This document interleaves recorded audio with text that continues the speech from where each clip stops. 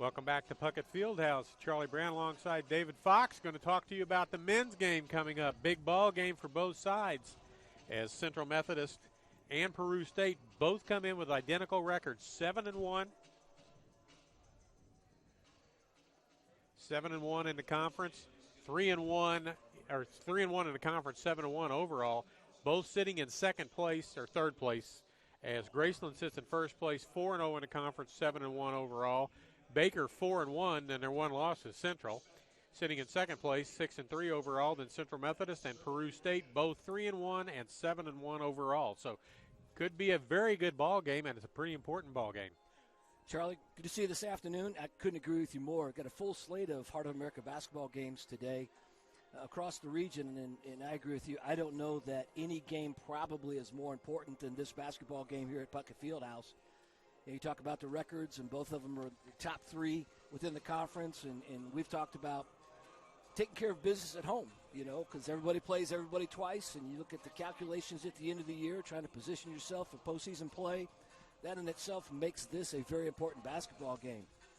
Absolutely, and it's, this is the last home game till January for the men. They go on the road and play 3 on the road in the next week and a half, 2 weeks. So it's important, probably more important for Central to win this ball game than it is for Peru State, because Peru State's got a home game coming up between these two teams later on. Central needs to defend their home court and come out of here with a win so that they can have bragging rights to start out with and have the first tiebreaker if these two teams end up tied. And if whoever wins this one, the worst they can do is split on the year. They could sweep with another win. So it's a big ball game and two fairly evenly matched teams, I think. Charlie, you talk about evenly matched. Listen to some of these stats. 2-point field goal percentage, both teams at 45%. 3-point shooting. Peru State, 36%, Central 32%. Points scored per game. Central Methodist is scoring 87 points per game. Peru State, 78. But if you look at what they have given up early in this basketball season, at this point in time, Central Methodist is giving up 73 points per game. Peru State, 71. You talk about this matchup, two very similar teams. I had a chance to talk to head coach Jeff Sherman, who just got back from, I believe, Alabama, and a great run by the Lady Eagles soccer team. Talked about this very well being, I'm talking about Peru State, one of the most talented teams in the Heart of America Conference.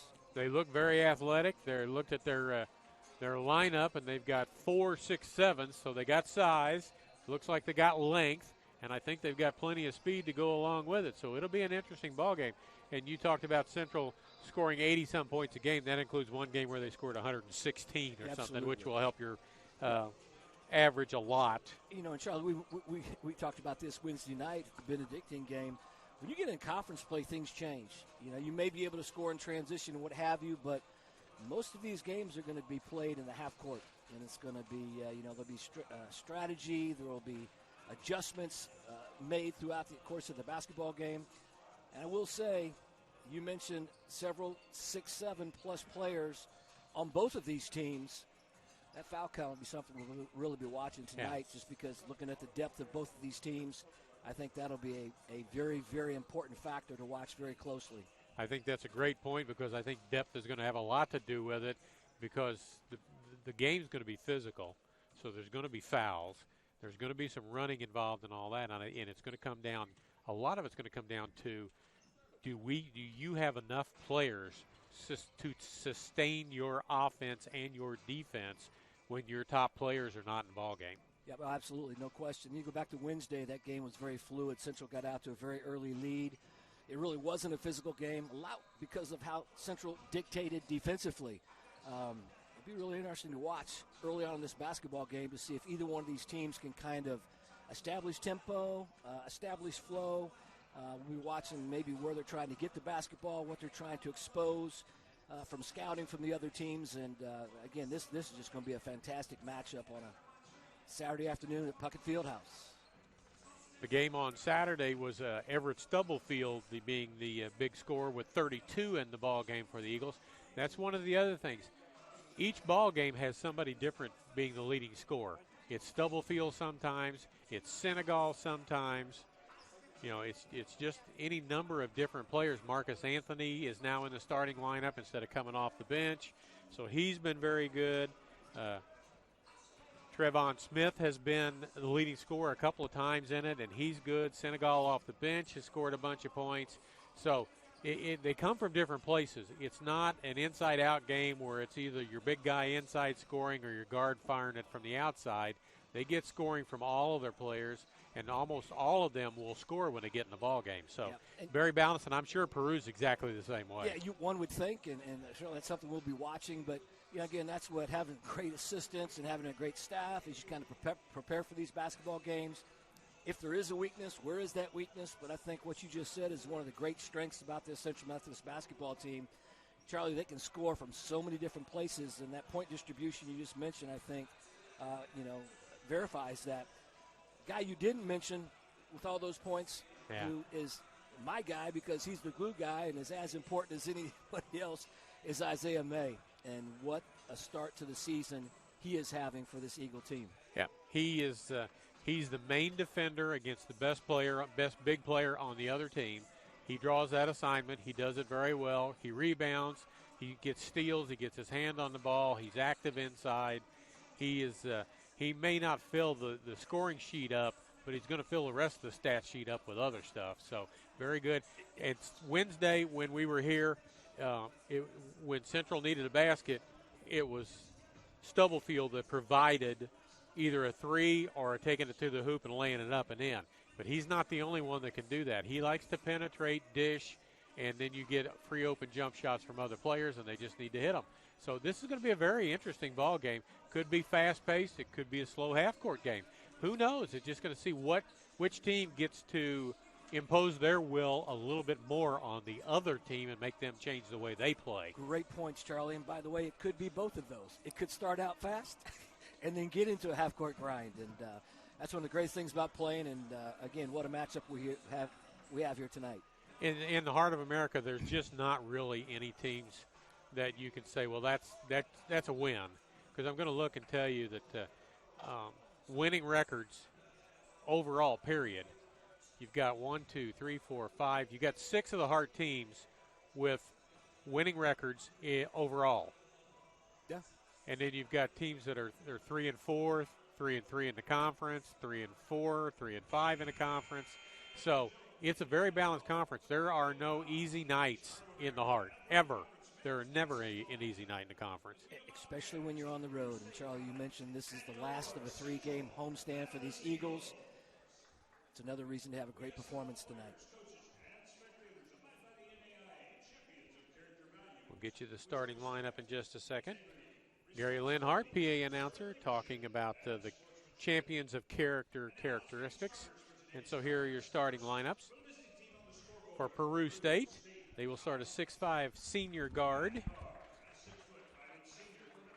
from Atlanta, Georgia, Savon Traylor. A 6'7" senior forward from Winnebago, Nebraska, number 10, David Wingett Jr. Wingett Jr., they say. A 6'2" junior guard from Omaha, Nebraska, number 11, Skylar Wilson. A 6'5" junior forward from Lincoln, Ajante Hogan. And a 6'7" junior forward from Council Bluffs, Iowa, Christian Tedian. Roman Gentry, head coach, Reggie Kendall, and Brody Anderson being the assistants. So they go 6'5", 6'7", 6'2", 6'5", 6'7". Here are your starters for Central Methodist. 6'2" junior guard out of Jefferson City, Missouri, number 1, Marcus Anthony.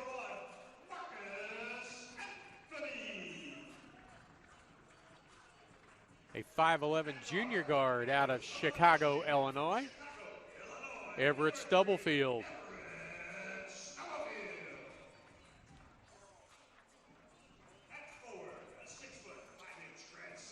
6'5" graduate senior from Fairview Heights, Illinois, Isaiah May.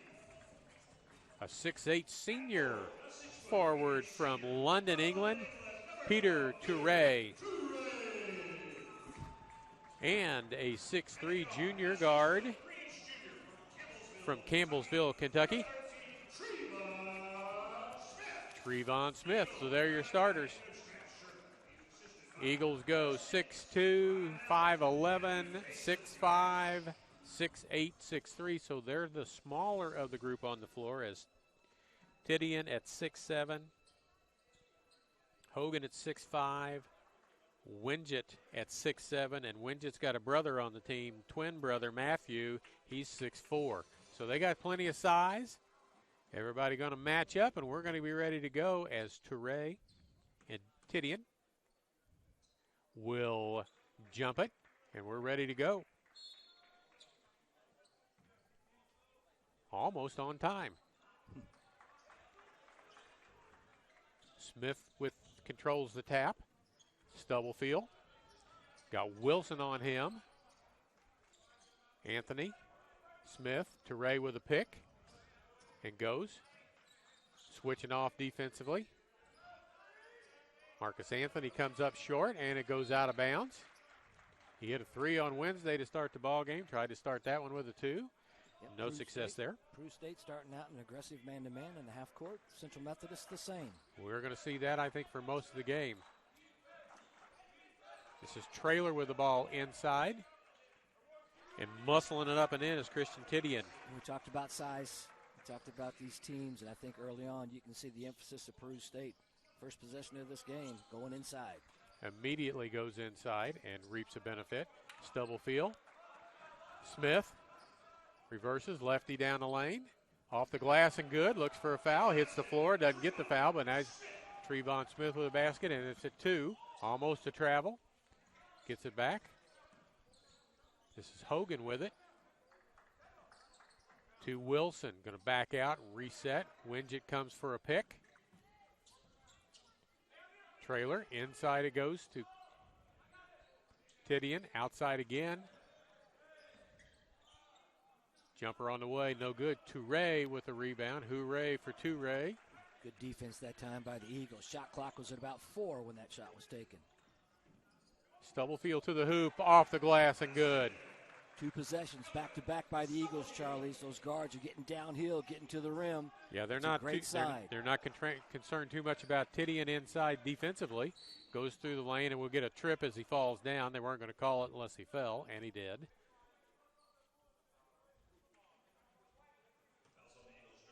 Everett Stubblefield with his first foul.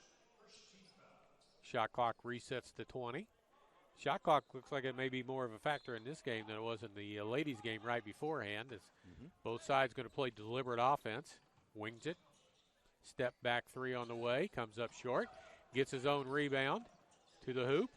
Toure in position but can't block the shot, and it's a basket. Anthony, May, Smith. Back to May, back to Smith. Going to get a pick from Toure. Step back on the line 2, no good. Rebound by Traylor. Savon Traylor. This is Hogan. Wilson. Down the lane, banks it off the glass and good. Nobody's made anything from more than about 3 feet in this game. No, and it's kind of, we talked about what's going to determine or dictate this game. We're seeing everybody getting downhill. Both teams moving the ball very well offensively early in this game. Smith fade away, comes up short. Wingett with the rebound. Good help defense. Titian.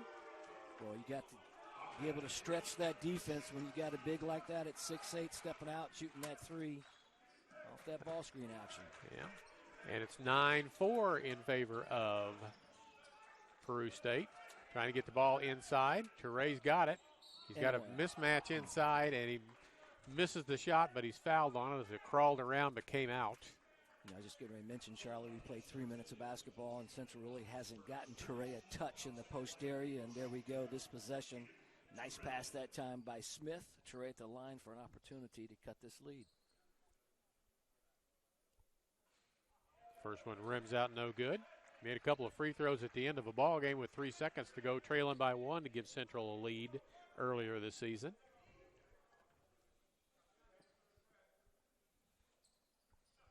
Makes the second, 9-5, his first point of the ball game. Skylar Wilson with the basketball. Central switches. Titian almost loses the handle on it.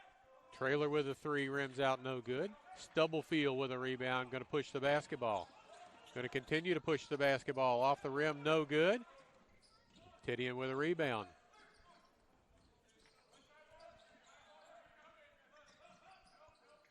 Trailer. 3 on the way and good. Oh, no, that is Skylar Wilson with a 3. Eagles got caught going under that ball screen, Charlie. When you got shooters like that, got to make sure you know where they're at. Probably need to fight over the top. Trayvon Smith to the basket, lays it off the glass and good. Tough move that time by Smith. 12-7 as the Eagles need to stay in contact with Peru and not let them get out to a lead that big to where they're more than 2 possessions out of it. Bank shot off the glass by Titian, even though he hooked his defender with his off arm and got away with it. Yeah, Peru State's coach is pretty animated over there, making sure that the referees knows there's contact in the paint early in this game, Charlie. Teray misses with a shot, wins it with a rebound. Coaches want him to push. Teray bothers the shot. No foul call, no basket. Stubblefield out with it. Trayvon Smith going to drive down the lane. Steps back. Shot comes up short. Teray's going to run it down in the corner. Underneath the basket, spins, pump fake, foul. No basket, but he'll go to the line and shoot a pair. Teray, nice job on the offensive glass that time, Charlie. He's got nice footwork around and around the basket. Footwork, and I like the way he runs the floor. You know, got down there and got that offensive rebound on the missed shot by Smith. Smith so far in this game and Stubblefield both have done a pretty good job breaking the defense down of Peru State. Had a couple nice drives that connected on buckets. A couple others that have not. That time, as mentioned, Teray with a nice offensive rebound. Trailer with the foul, his first personal foul, team foul number 2, 14-7. Teray hits the second, makes it 14-8. Into the ball game is DeAndre Johns. He has the basketball right now. Wins it. Trailer. Titian around. Trailer down the lane. Winget with a 3 on the way, no good. Smith with a rebound. Push. See if they can gain an advantage. Stubblefield will set it up now. Trayvon Smith getting a pick from Teray. Teray rolled, was open momentarily. May going to take it down the lane. Nice spin back in. Put it up, no good, but he's got his own rebound and puts it up and in. That's a good find by Smith that time. Got stopped on the penetration, kicked it out to May, and man, what an aggressive, excellent move that time by Isaiah May. Hogan, baseline, into the corner, Winget. Back around, Hogan's got an open 3 look now and comes up short. Teray with a rebound. Got 3 rebounds in the game already. Anthony. Goes to the hoop. Comes out with it again. Back to Smith. Going to get a pick from Teray. Does. Loses the ball out of bounds. Not touched by anybody. It will be Peru State basketball. Look at this 14-10 with 14:07 remaining in the first half. Even game so far. The clock ran 3 seconds off while we were talking about it. Only 3 fouls so far in this basketball game. We talked about the physicality and the athleticism on this court, and really it's been played very well. One thing you're talking about, Peru State really loves to utilize the ball screen, and not only are their bigs tall at 6'7" and 6'8", but Charlie, they've got some size too as far as 220, 230 pounds, and those screens are pretty effective so far in this game. Well, Winget shooting threes, and he's 6'7", so they got plenty. And then Hogan, who just missed the last three, is 6'4". So they got some bigs on the floor. That was Johns. That is Johns with the basketball right now. Kills his dribble and has to look around. Titian made a three from out there, got stuck, goes off of the leg. Good defense by the Eagles that time. A.J. Richard, who's into the ball game, and it'll be Central basketball. Chance to cut this lead down to 2 or 1. Trey Lyles with a good defensive play, Charlie. Lyles into the ball game, as is Trey Senegal. Teray standing out there wide open for a three, but knows better than that. May rather. Smith going to get a pick from Teray, going to come around it. Senegal going to take crossover down the lane, loses it off of his leg and out of bounds. Both these teams have had a couple turnovers back to back, have very active hands. We're seeing that even more so here recently with that dribble penetration by the Eagles. Got a timeout called.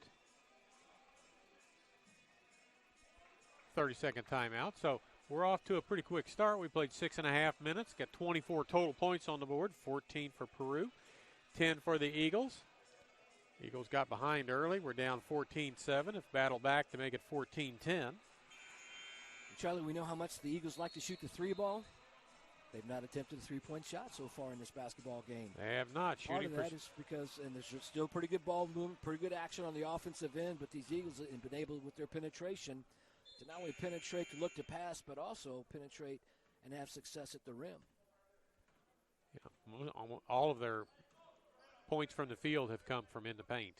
They've got 8 points from the paint and 2 free throws. Richard. Titian. Got it still. This is Winget. Corner. Three no good.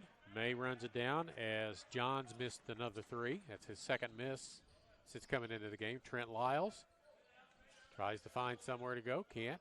Senegal's got it, and he won't be afraid. He's going to take it right to the hoop and lay it off the glass. No good, but there's Teray with a rebound. Partially blocked, knocked away, and Johns has it. Titian, not a good idea to get it to your big man outside running the floor, but he gets rid of it to Winget, who misses a three. Smith. Senegal. Smith. Lyles going to back out. 15 on the shot clock. Take it down the lane. Back out May. Smith with a long three on the way, and good. Trevon Smith. That's a big bucket. Cuts the lead to 1. Smith's got 7 in the game already. You know, early in this game, Charlie, they were both kind of scoring. There's pretty good flow to this basketball. Points are becoming more difficult as we move forward. Yeah, the adjustments are made as to who's the shooter and who's not, who's going to drive. This is Winget against May. Loses the handle on it, puts it up, and a late whistle. I always think that's one of these things that if he makes it, you let it go, and if he doesn't make it, you blow the whistle, because that's kind of the way it appears. You know, Charlie, we talk about the offensive execution and what we've seen so far in this basketball game. Both these teams are defending at a very high level. You've got some great athletes, got great size. Both these teams are very well coached. Winget knocks the first one down. Charlie Bronikowski in. Isaiah Williams in. Teray out. We talked about depth, and we're starting to see some of that. Isaiah May out. Yep, with substitutions on the floor. He makes both of them. Another sub getting ready to come in. Ajante Hogan back into the ball game. He was a starter. He's back in. So 16-13. Trent Lyles brings it across half court. Senegal, Williams, Lyle, Smith. Bronikowski's the only one that hadn't touched it this time down the floor. He's got it now.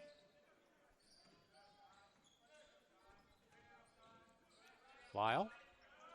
Fadeaway jumper, too long, tipped around. Ends up in Richard's hands. A.J. Richard has it knocked away from him, and does it go off of his leg? It does. Yep. Great D. Trey Lyles, Smith, both good job defensively there. Yes, back player from Central caught up from the backside and slapped the ball, and it goes off of the leg of the Peru State player.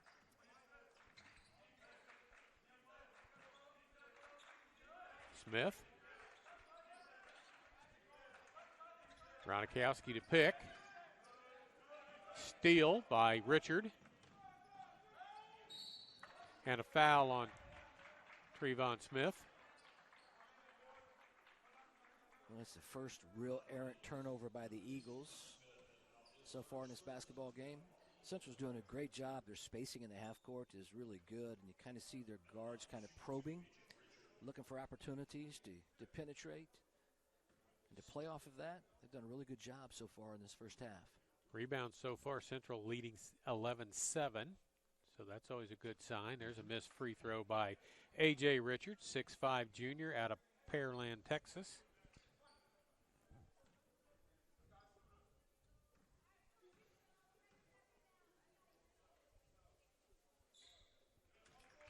Second one is good.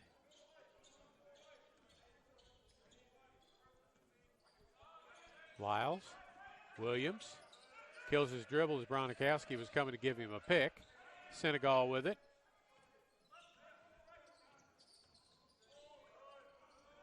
Senegal with 13. Long three in the air, no good. Long rebound, but it comes out to Richard.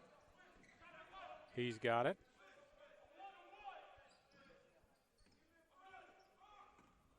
A.J. Richard hands it off to Hogan. He gets bumped on the way as the whistles blow a little more often now. Point of emphasis in high school basketball in Missouri this year is the hand check and the bump that slows down a player's forward progress, and that's going to be called a foul from now on. You can't bump somebody going across the lane and impede their progress. Can't do it with a hand check either. Charlie, you've done a couple high school games. Has it been enforced? It has been enforced. Okay. And the new foul rule in high school is unique it's just started, so it's been tough for the teams to get used to and the announcers to get used to. And that would be, they've done away with bonus, correct? No more one-on-one? That is correct. No one-on-ones, and the fouls reset every quarter, and on the fifth foul, you're shooting two. Right. So your fifth foul of a quarter, the other team shooting two free throws, and there's no one-on-one, and they reset. So it has changed the game a little bit. Senegal down the lane, can't get a shot to fall. Misses the rebound, wins it with a rebound out. Ahead to Richard. He's backing Smith down, loses control of the ball, puts it up. No rim roll there. And Lyles out with it. Wants to push, has to watch where he dribbles because he doesn't want to dribble off somebody's foot. Oh, nice move that time. Takes it to the hoop and lays it up and in. I love the hesitation at the free throw line. Defense kind of thought he was going to back it back out. Little rocker step, nice aggressive move, Trey Lyles. 2 points for him, and it's a 2-point deficit for the Eagles as we are halfway through this first half of play. Hogan to the corner. Richard, Winget, Richard, 0 for 2 from the floor into 3, and he hits that one. That quiets the crowd a little bit. Not a lot of noise coming out of that one, 20-15. As Peru State is picking up the shooters on the outside beyond the arc. There's Smith with a 3 and hits it. For Mr. Smith, it didn't matter how far Peru State was picking up. Yeah, exactly. I don't know what it is about lefties, but it looks pretty when they shoot the ball. I know that was it may not be a good result, but they sure look good shooting it. And they're great when they go in. Wilson with a miss. Rebound. Lyles wants to go to the hoop, spins underneath the basket, up and in. Trent Lyles. Back-to-back great moves by Lyles. Ties it up. Almost to travel. Hogan down the lane. Runner goes. Peru State right back up. We've seen both these teams get up and down a little bit more, a little more aggressive offensively. We've seen both kinds. If you got a transition opportunity, they take it. If they don't, you pull it back out and run your offense and get everybody involved. We're always looking for an advantage, and sometimes it comes in the numbers games, and sometimes, again, it's just a great move. We've seen several of those tonight. Bronikowski with the miss. Traylor with the rebound. Winget. Traylor against Bronikowski. Over Bronikowski, no good. Williams with a rebound, hustles it out, 3-on-3. Bronikowski. Smith. Good find. It's a great pass that time by Bronikowski. Skip pass to Smith on the weak side. Good shoulder fake. Coach Gentry on the Peru State side was not happy when Smith did a ball fake and took the ball to the hoop. He's reminded his players he's left-handed. He's going to go that, and he's going to go around you with that hand. So, very evenly played basketball game so far. Pretty much what we thought it would be. Two Absolutely. teams that are pretty evenly matched, play kind of the same style. Yep. They're more in they want to get the ball inside to Titian a little more than the Eagles get the ball inside to Toure, but that could change because Toure's got nice footwork around the basket. If they get spread out and the defense is going to come out to the three-point line to guard, that gives Toure a little more room inside to do something. So, Charlie, I thought, we were talking pregame, the size of both these teams, we thought, and playing through the post some, we thought maybe the foul count would be a factor. So far in this basketball game, Central with 4 fouls, Peru State with 3, with 7:36 remaining in the first half. So far that has not been an issue. One other thing, and you can look at the stats, I think Central's doing a great job on the defensive glass from a rebounding. I know a couple minutes ago they were up 4 or 5, but they're really limiting Peru State to just one shot so far in this basketball game, and I think that's significant. Central Methodist got 12 defensive rebounds. Peru State has got 2 offensive rebounds. Yeah, case in point. So you're absolutely correct. Got big Peter Toure back in the game, matched up with the big for Peru State. Isaiah May back in as well, as is Everett Stubblefield. The other two are Isaiah Williams and Trent Lyles. Toure looks for somebody. They're going to follow everybody around. Stubblefield tries to get to the hoop. Finds his release out to May. Gets it to Trent Lyles. 3 on the way from Williams. Missed. Tipped. It goes out of bounds. It'll stay with Central as it goes off a Peru State player who is trying to tip it away from a Central player, but it goes out of bounds. Again, Central's done a nice job probing, working on mismatches off ball screens, sharing the basketball, finding fellow teammates open. Toure comes to give the pick to Stubblefield. Does it now. Stubblefield goes around. Offhand scoop doesn't go, but Toure's got the rebound. Muscles it up, doesn't get a shot to fall. And out with the rebound comes Johns, DeAndre Johns. Lyles almost picks his pocket. Hogan, Johns, down the lane. Partially blocked. May with a rebound. Lyles with a great, what a bounce pass to Isaiah Williams. You and I had the perfect line of sight on that pass, Charlie. It had a little English. What a fantastic pass by Lyles. Yeah, instead of trying to go high with the pass where it could be tipped away, he goes bounce pass where it's away from the defender that's in the line but can't get to it. Here's Titian backing in against Toure, who holds his ground very nicely. 6 on the shot clock. Wilson with a 3, or Traylor with a 3 makes it. 25-22 with 6 minutes to go in this first half. Briskly played. Low foul totals, low turnover totals. High-level basketball game. 2 turnovers for each team. There's Toure inside. He scores the basket, and he's fouled. He'll go to 1. He'll get to shoot 1 free throw. Peter Toure, 4 points in the game for him. How about crediting Isaiah Williams with that great penetration? And Coach Sherman and these Eagles, the staff, this basketball team has kind of found a little bit of a weakness in Peru State. They're getting them caught on switching, and so you may get Stubblefield to one of the guards who switched off to one of the bigs, and that's the case in point right there. Well, Williams on that penetration was guarded by one of the bigs and left Toure, who was then guarded by one of the guards, much smaller player, right under the basket. Yeah, Peru State's coach wanted to charge on Williams, but he didn't get the call. This is Richard back into the ball game, spinning like a whirling dervish, but not getting anywhere. Corner 3 on the way, back of the rim, no good. Lyles with a rebound, looks ahead, finds Williams, who's going to go to the hoop and challenge. No basket, no foul. Titian with a rebound. Oh, there's a travel, but nothing's called. Great play on the floor by Hogan to save it. A shot missed, and Toure with another rebound. He's got 6 rebounds now. Great recovery that time on the defensive end by the Eagles. Lyles gets pocket picked from behind by a trailer. Hogan misses the layup, bothered by a defender. Well, we know this, Charlie. It's consistent on both ends. We've had a lot of shots at the rim that have, for whatever reason, whether they're being contested or what, size, they're just not falling.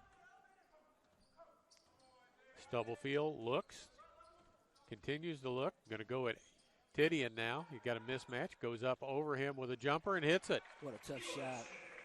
4 points for him. That's over 6'8", folks. What a move by Stubblefield. Got a mismatch and made somebody pay, and there's an offensive. Oh, we got it. We're going to have a conflict now. Official underneath calls a charge. Official out at the free throw line extended calls a block. We'll see who wins.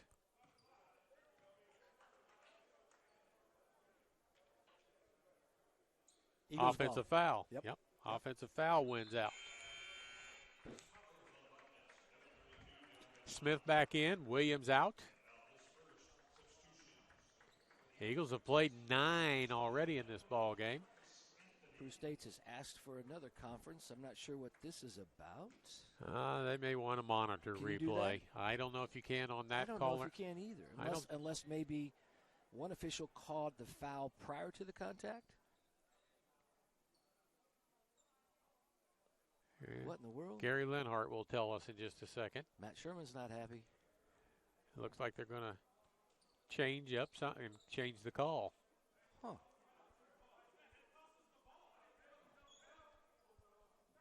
Coach Sherman not happy, saying that just cost us the ball. I agree.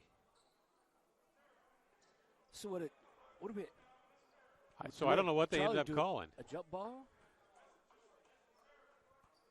They went ahead and honored both calls by the officials, even though they were different?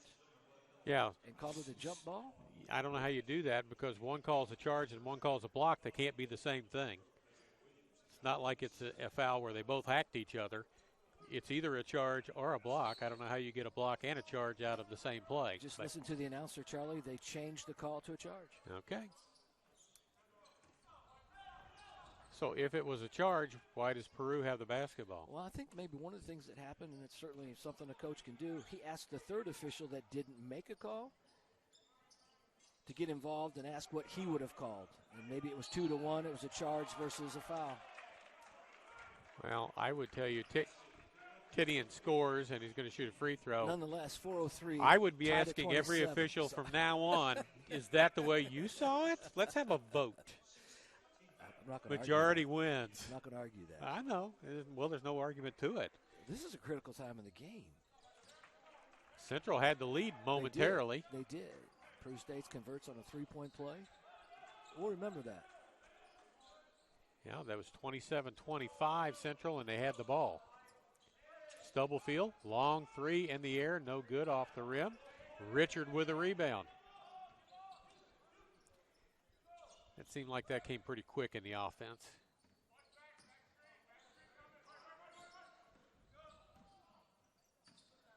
Good pass. Yeah, nice pass. As Johns penetrated and dishes it off to Titian. And the lead's 3 now. So 5 straight points. And I mentioned Titian, too, is not just tall. Boy, he's got some size to him, and I think his ball screens have really bothered Central because of that size here in the first half. He's got 10 points, 3 rebounds, and 2 assists, so he's got a nice filler to the stat line. Tipped around. May's going to come down with it. He's going to go right to the hoop, have his shot blocked. And I think that's on Titian, and that would be his first personal foul. Isaiah May, nice job on the long rebound.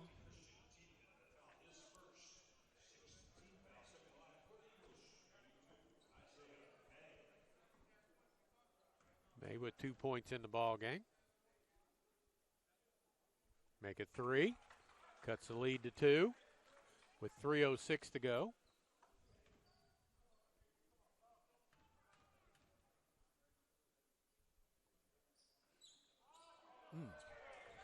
That's a 7:20.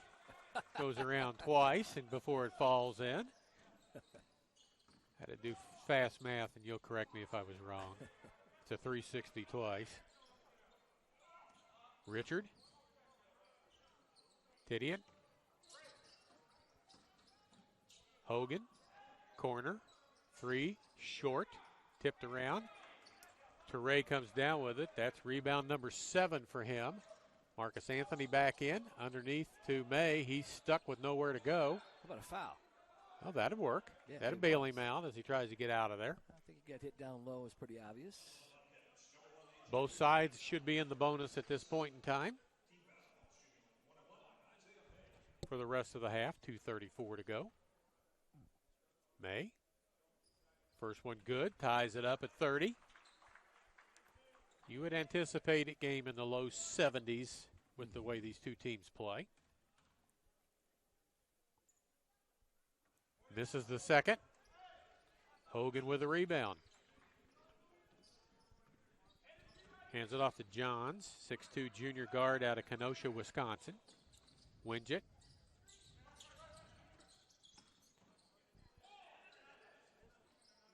Jumper over the top as Hogan has a size advantage, 6'5" over Marcus Anthony at 6'2", probably closer to 6'1".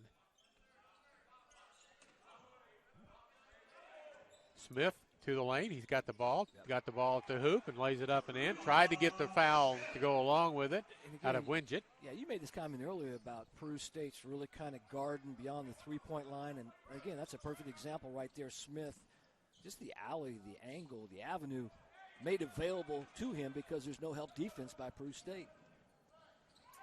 Everett Stubblefield, not afraid, goes straight to the hoop and lays it up, and the Eagles have the lead again at 34-32. Johns. Winget against May.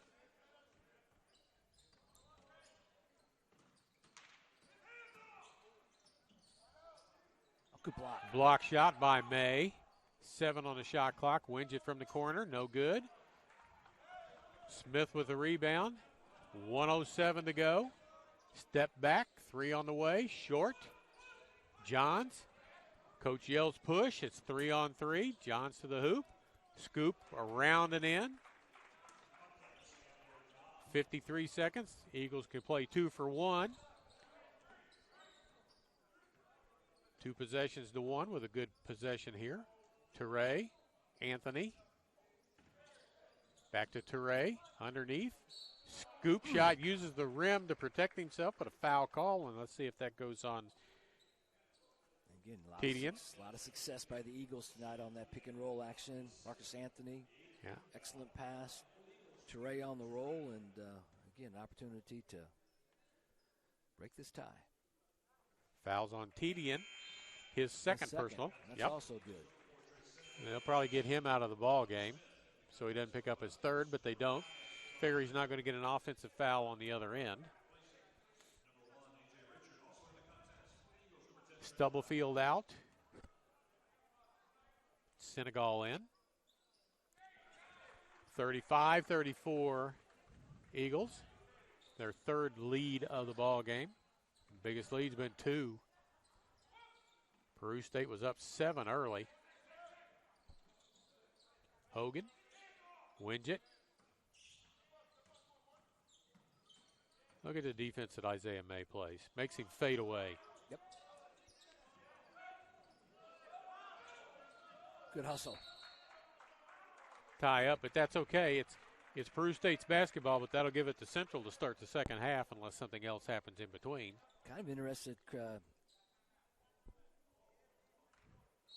big kid from Peru State did not come out of the game with 2 fouls and was kind of involved in a little contact there. And yeah, I think he left him in for the offensive end of the floor, and he's fortunate that there wasn't an offensive foul called on him, but timeout will be called. We've got 12.2 to go.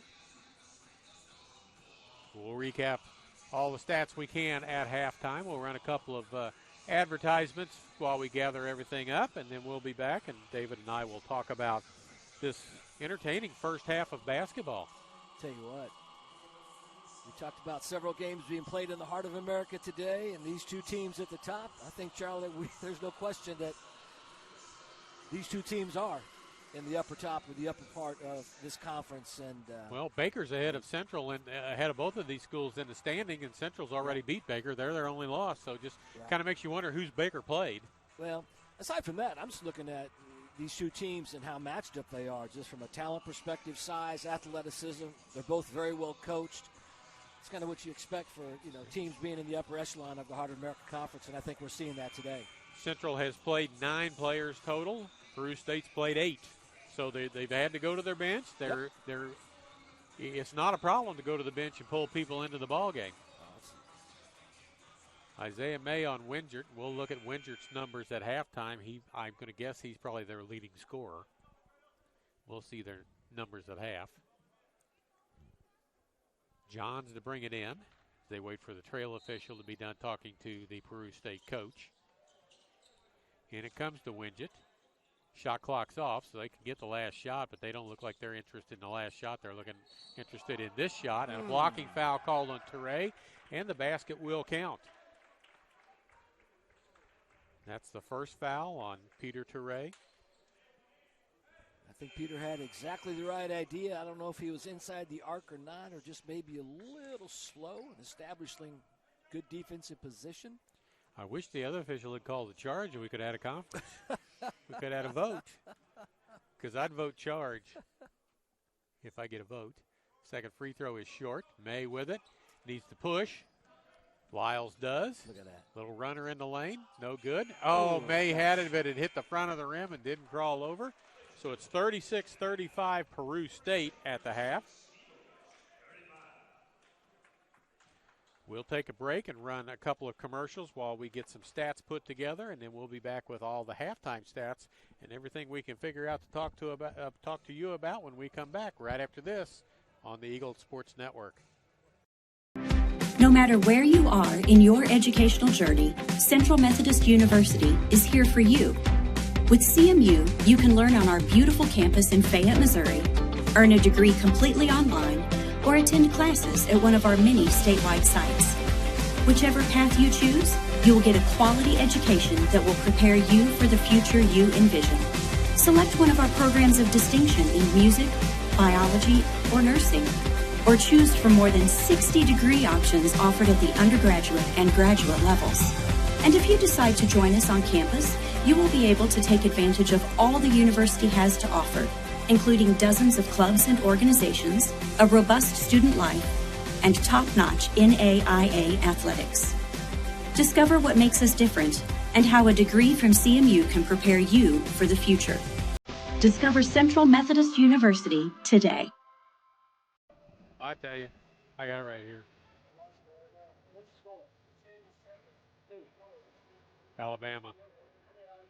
Alabama's up 17-7 10-7. at half.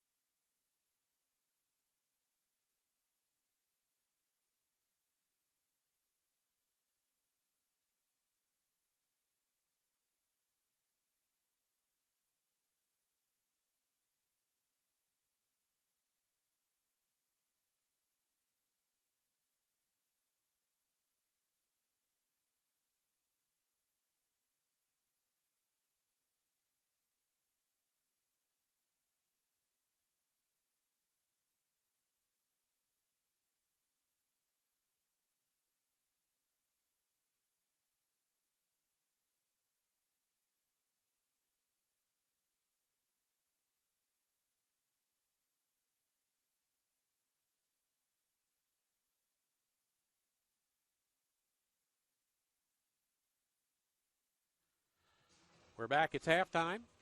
We checked the Alabama-Georgia football score while we were at it, and Alabama's up there 17-7 at the half, which is going to throw the committee into a tizzy because do they drop Georgia out of the top 4 and move Alabama up into the top 4, or do they drop out and Oregon moves into the top 4? Or Charlie, I'm watching a great basketball game this afternoon. Yeah, it doesn't matter, does it? That makes my head hurt.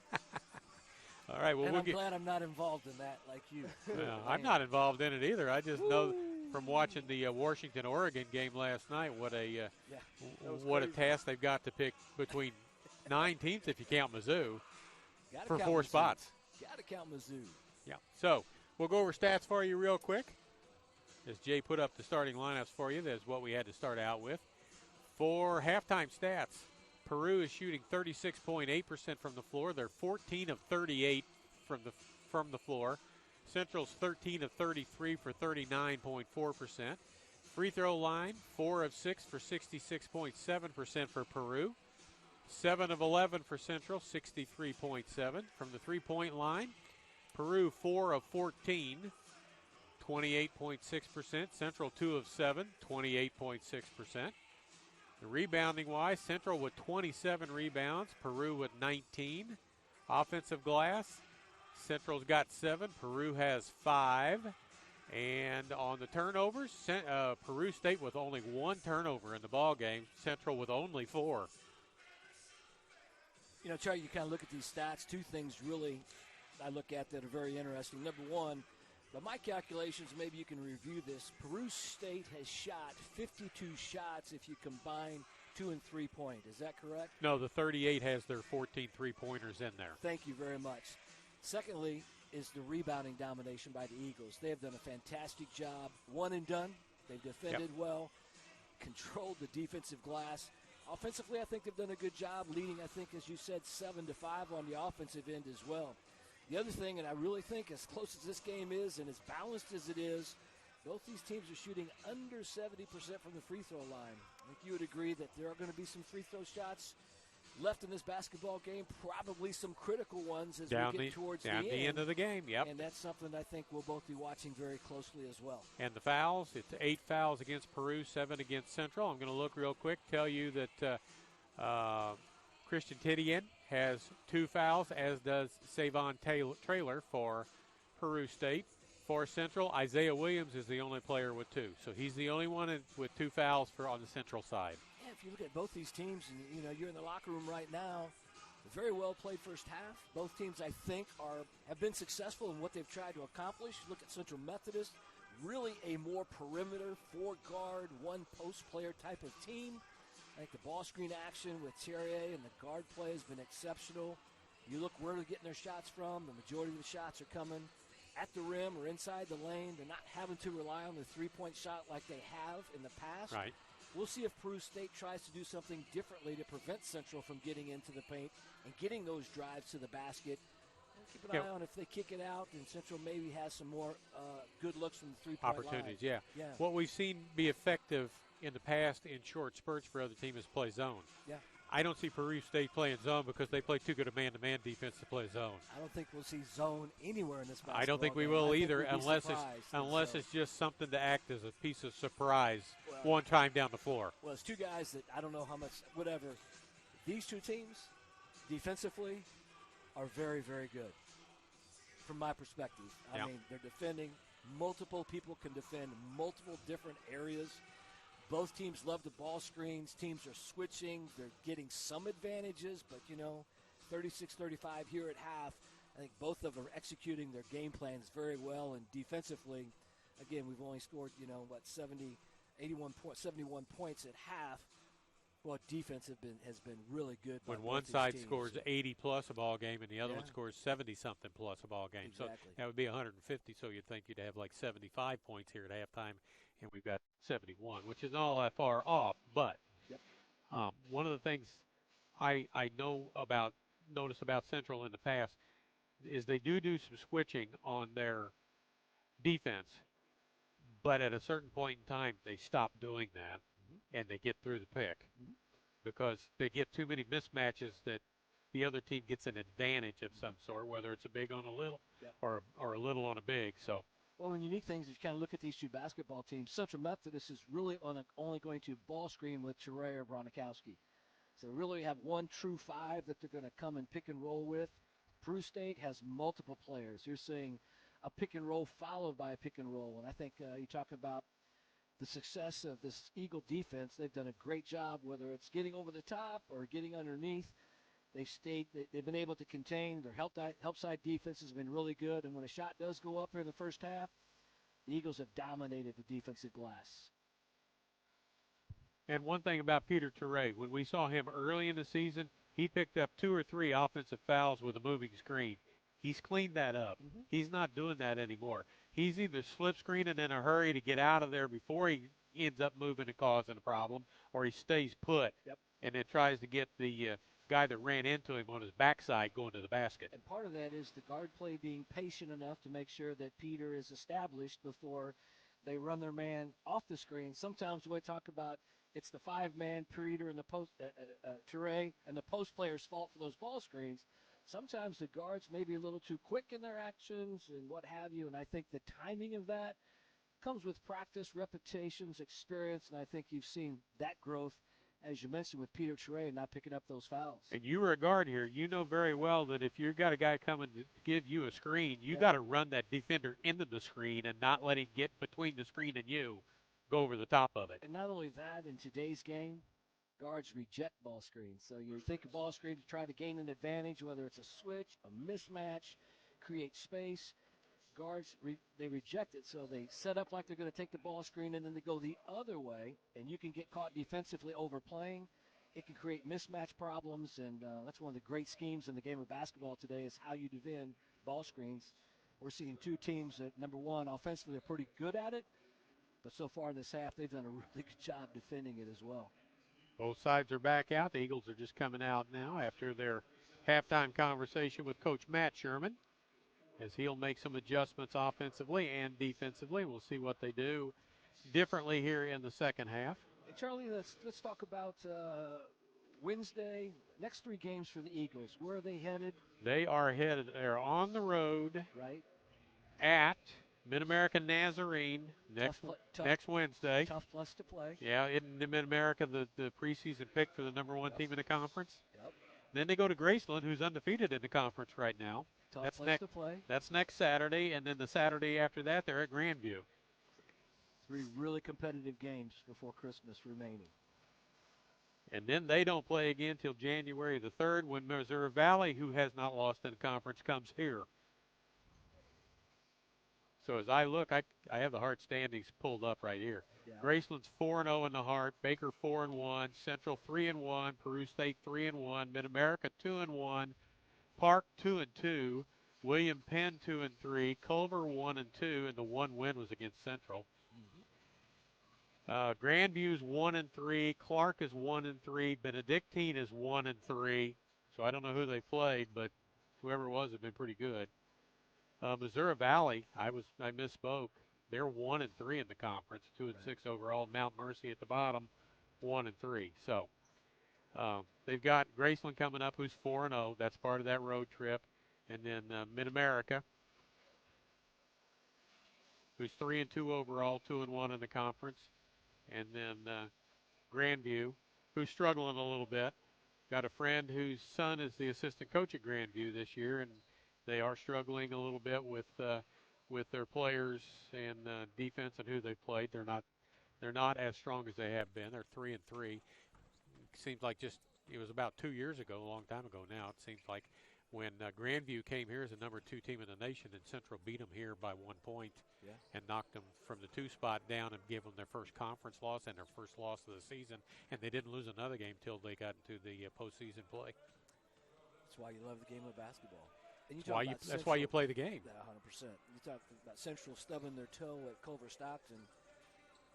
Just had a horrendous shooting night, and again, we talk about this in pregame. That's the importance of winning at home. You gotta take care of your home court, and it is so difficult to win on the road. And I think as we've seen, the women the last 2 years are 1-3 playing at Clark. And the 3 losses, they all shot the ball very poorly. Yeah. And I'll credit Clark for a lot of that, and I'll credit their background that they have there because there's nothing behind one of their baskets but a wall about 20 feet away. So it's kind of a hard shooting gym it has been for us anyway. Well, the game is easy when the ball goes in the basket. Everybody likes that. What people don't like, and kids today don't like near as much as playing defense. And that's what I think is so unique, and why these two teams right here are at the top of the league, is because they both understand, their coaching staffs understand, their players understand the importance of defense. And I don't think there's any question. Certainly Coach Matt Sherman believes that, and I think we're seeing Peru State with their performance so far in this basketball game understands the importance of defense as well. Yeah, I think Matt Sherman's made it abundantly clear to his players that they better play defense. If they want to play. If they want to get off the bench. If they want to get in the rotation, you better play defense, because if you'll play defense and rebound, you got a chance to get on the floor for meaningful minutes. Yeah. And again, we've talked about this, whether it was, friends back in October or what have you. The style of play, it's going to be a half-court game. At the end of the day, when you get into the grind of the conference, which we are in, you're going to have to win in the half court. You're going to have to win in the half court, man. You better be able to defend at some point in time. Yeah, we're talking about a grind on the 5th game of 22 in your conference. It's crazy, isn't it? Oh, yeah. I mean, if you're going to play every Wednesday and Saturday, there's not a lot of time to recuperate and get ready, especially if you played Wednesday, you get Thursday and Friday, and then you're on the road going somewhere on a road game. And so every game means something. It'll be Central basketball to start this second half. Isaiah May, Everett Stubblefield, Peter Touré, Marcus Anthony, and Trevon Smith on the floor for the Eagles. Stubblefield. May with a pick out high. First time we've seen that in a while. Touré low post. He's going to go right at. Spins, turns back, can't get it to go. May's going to save it.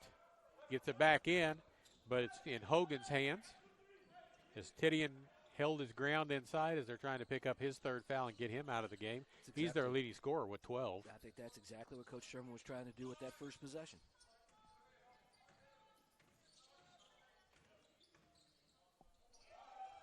And there's Titian right there, putting it up and in.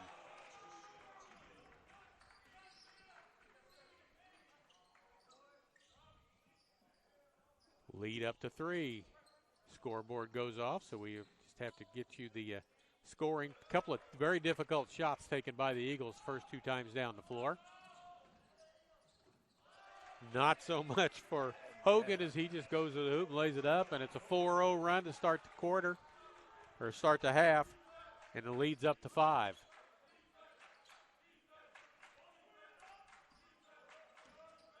Anthony to the basket, no good. Touré has it ripped away from him, and Titian comes up with it. Walks with it, hands it over to Smith, who's going to take it in and dunk it. That's a high percentage shot. That's right. What a turnaround that time. It would have been 3 straight possessions. The Eagles would have come up empty. Marcus Anthony with a really good drive, just couldn't get it to fall, but what a heads-up play that time and finished by Smith. Trailer. Winget against Anthony. Or against May. May's call for the foul. Played less than 2 minutes in the second half, but I think you and I can tell what Peru State's offensive philosophy is. Get the ball inside. Get the ball to the hoop. Their 3.4 of 14 performance probably changed Coach Gentry's philosophy a little bit. I still think they'll look for that without a doubt. Certainly with the well, once they establish something inside around the basket, it's going to be kicked back out anyway. But that's playing inside out, trying to get a post touch first in that possession to see what they can come up with or create, see what the defense is doing, and kick it out. David Winget Jr., 6 points in the ball game after those free throws. Smith, 3, no good, but there's May with a rebound. He tries to get a foul on Titian inside, but Titian goes around him and May lays it back up and in. He's got 7 in the game.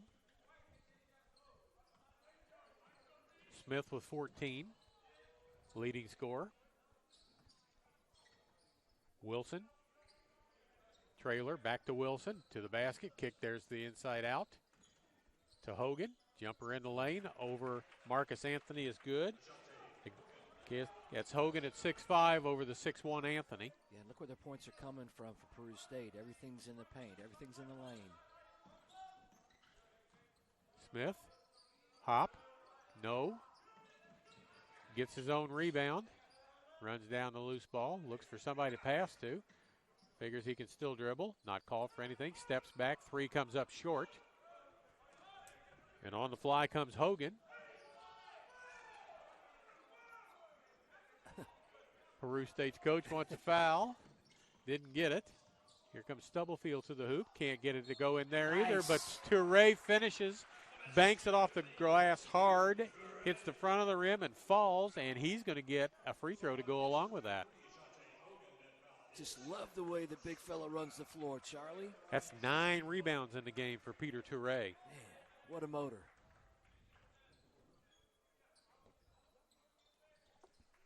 And it's back to a 2-point lead. Oh, I think we're getting a warning on the Peru State coach for talking too much. What?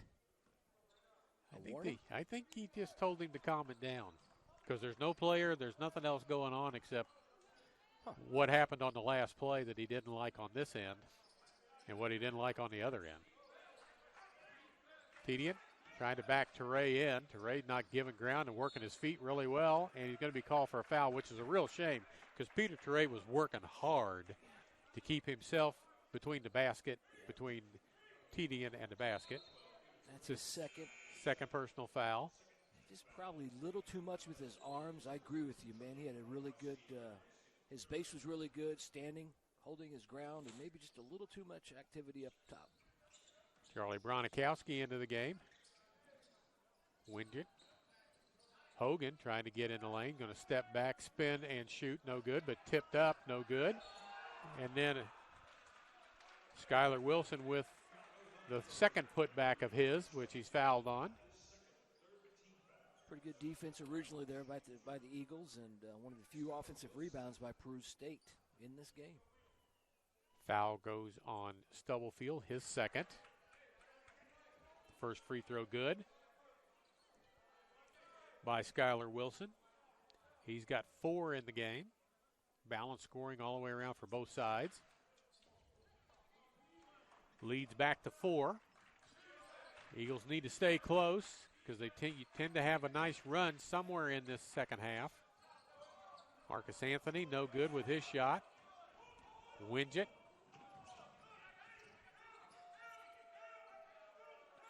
Wilson directs traffic.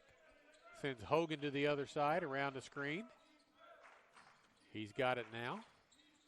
Inside. Tedian puts it up and in. Again, you can see this half where Peru State's going with that basketball, going inside. He's got 16, and there's a hand check out away from the basket. And the other thing is Charlie Bronikowski does not have quite the footwork that Peter Toure has. Well, his football are not size, too. He's given up a couple of inches and maybe a couple of pounds. He's 6'6". I think he wants to push and hold his ground. And Tedian is going around him. Anthony loses his footing, gets it out. Stubblefield with it, 10 on the shot clock. Bronikowski, pick. 3, Stubblefield, good, over the big man Tedian. Cuts the lead in half, back to 3. Every time Peru kind of tries to act like they want to get on a little bit of a run, Central responds. Wilson, inside it goes again, spins around, Bronikowski puts it up and in. I don't think Toure's going to spend much more time on the bench. He's only got 2 fouls, and I know they don't want him to pick up his third right away. But Tedian's having his way inside right now. It's on the floor, and Peru State wins the battle because they get to it first and lays it up and in. Peru State wanted that loose ball a little more than Central did. And the lead's up to 7. Can't settle for a long 3 unless it's a wide open 3. And there's a foul, and that'll go on Hogan. His third, doesn't like it. Isaiah Williams and Trey Senegal back in.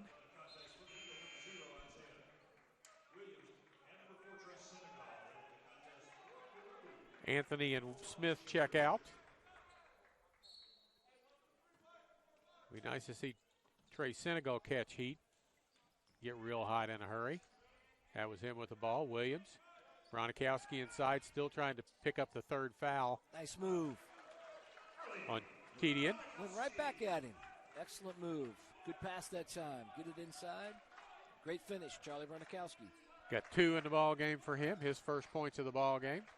Wilson around the screen. Ball fake on that. Bronikowski trying to hold his ground. Moves in underneath of him. Going to pick up a foul. That'll be his first. And Tedian will go to the free throw line. It's been all Tedian here in the second half, hasn't it, Charlie? It pretty much has. Hogan with a basket or 2 here and there. And here comes Teray back in. Yep. Tedian 1 for 1 from the free throw line. His second and third free throws coming. He's 8 for 9 from the floor, including a three-pointer. Makes the first. He's as good as a big man I have seen in this league so far, and I think you would agree. I would agree, and he's a junior out of Council Bluffs, Iowa. Second one rims out no good. Stubblefield with the rebound and brings it up the floor. Senegal in the corner.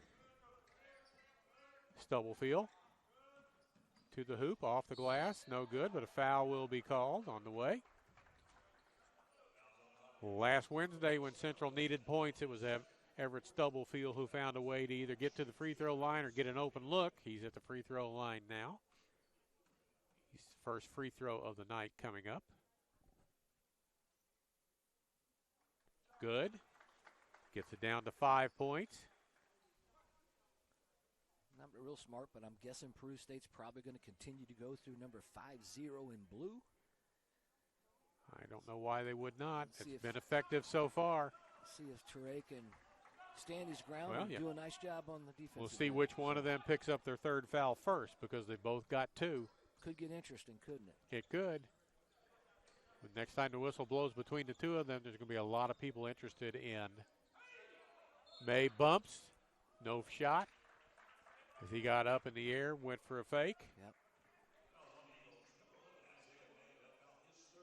His third personal foul. I mean, there's no mystery.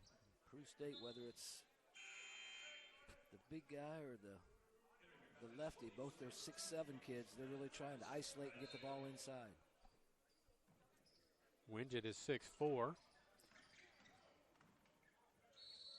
And then we got a travel. Everett Stubblefield rubbing his right knee a little bit, but he looks like he's okay.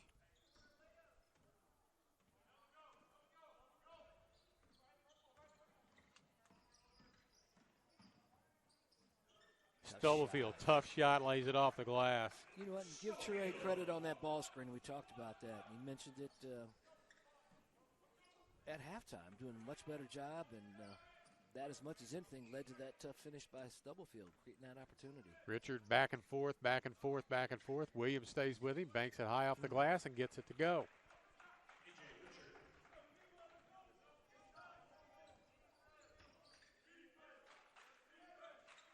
Senegal looks inside, gets it to Teray. Now he's going to work, and he gets it to go over T-Net. As they're just going back and forth. It's fun to watch.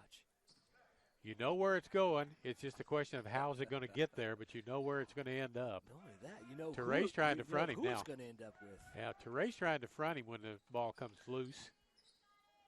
Tough shot there, but good. Very difficult shot. By Savon Traylor. That was great defense by the Eagles, and just great defense, but even a greater shot. Smith. They're switching now on the pick, so you can get a mismatch if you want it, if that's what you're looking for. Back out. Senegal with a 3 lined up. Rims out no good. Teray with a rebound. Back up. Doesn't go, but he's fouled from behind, and that could be on Tedian. Nope, they just got one hand up, so it's on A.J. Richard, his second personal foul. Again, how about the activity of Teray? That's his 10th rebound. Always around the ball. He's at a double-double, 10 rebounds and 11 points. It's about what he averages.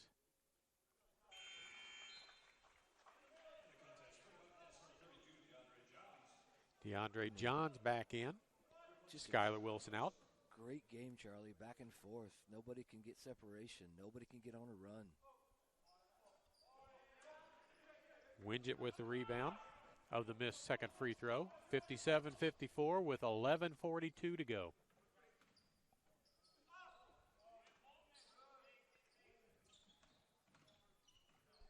Richard, Wingett, Johns, back to Wingett.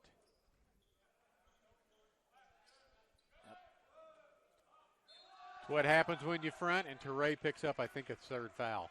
Yeah, that time Peru State, nice job. Got a little high-low, had a mismatch. Much taller player on Stubblefield that time. Good patience. Utilized the big fellow on a flash to the high post. Got a little high-low. Foul does go on Peter Teray, his third. Bronikowski's going to check in after this first free throw. Or after that free throw. Back to a 6-point advantage. 9 for Richard off the bench. Let's see if Central goes into the big fellow and see if we can neutralize this and get the big kid from Peru State in a little foul trouble here. Bronikowski does have a little more range than Teray does away from the basket, so might have to come out and guard him a little further from the basket. Smith going to go to the hoop, spin to his left hand. No good, tipped, goes out of bounds. It'll stay with Central. As you can see, Tedian making an effort to not get too involved in the play. And was going to make that point. Good drive that time by Smith. That's something to keep an eye on if you're an Eagle. Keep attacking him. 15 on the shot clock. Senegal backs up for a three. Front of the rim, no good. Tedian with a rebound. Chance to stretch it out to 8 or 9 on this trip down the floor.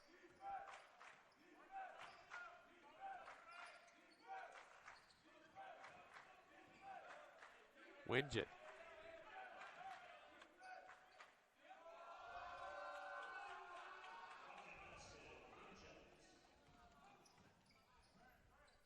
The lead is up to 8, almost halfway through the second half.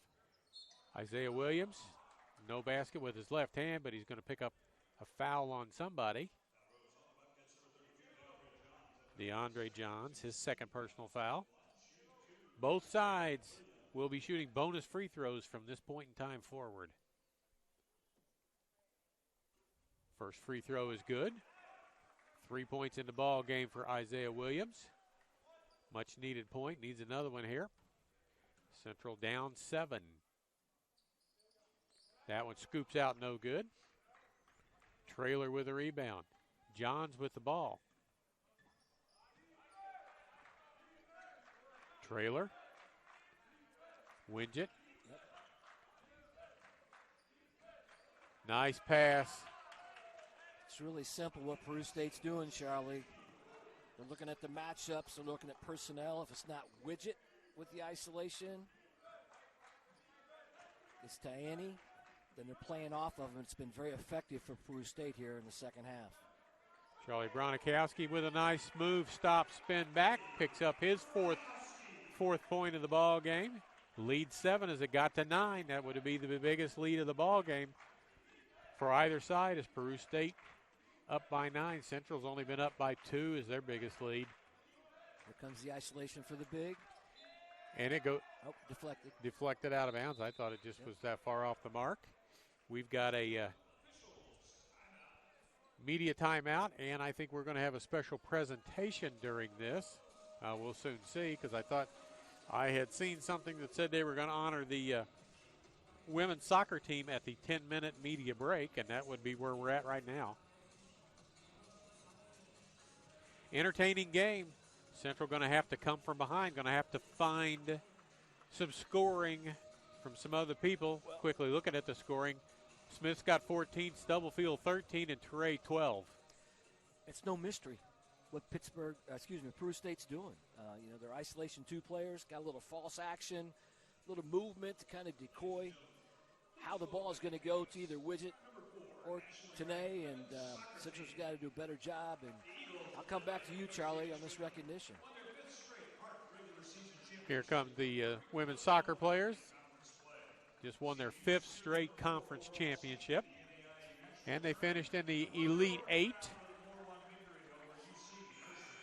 And they look like maybe they just got off the bus, which I know is not true, but that could be.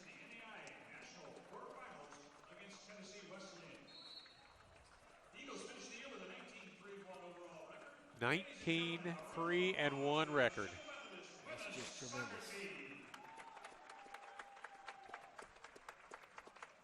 Coach Midland with another great year for his ladies. They went down to Alabama, won their first ball game, round of 16, and then lost the second ball game, or second match, in the round of 8. And I think maybe they just to get off the bus because I see Mark Harbison coming in. He went to Alabama with them. Okay. His wife was here for the ball game on Wednesday. He was not. They played Thursday. Widget. Central has not had an answer.